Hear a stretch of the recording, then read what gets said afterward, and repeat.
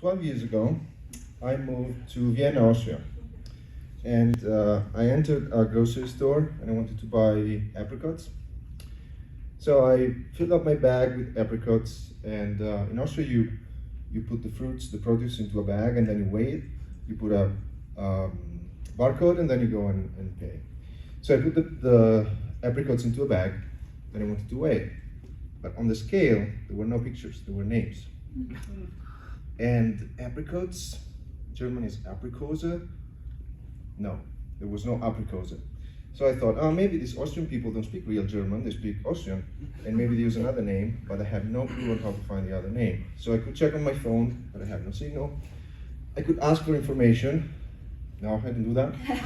And so I decided to get smart. I went to the juice section, found the right picture, checked the ingredients, and after water and sugar, I could find Marillen. So I went back to the scale, went back, checked again, went back to the scale, scanned Marillen, paid, and I was off. This happened 12 years ago. A few days ago, I was here in Denver, went to Whole Foods at the Union Station, and I got myself a few bananas. And there was bags with no scale. So I said, I should have learned something 12 years ago. So I asked for information. I went to one of the employees and I said, excuse me, how does this work? And he said, well, that's a banana. Okay, it's a banana, but should I bag it? And he said, if you like to. I understand. Where I come from, I should put it in a bag. No, I said, sorry, I simply don't get how it works. And he said, sir, have you ever been to a grocery store before? Now, here's the first error. I should have said no and played on.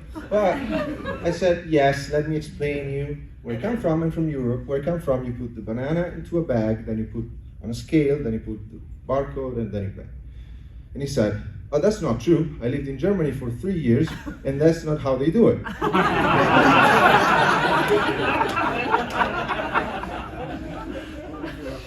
Then I said, this is a true story though. I said, well, I understand, but Europe is a little larger than Germany, and I'm from Italy, and Italy you do this, this, and that.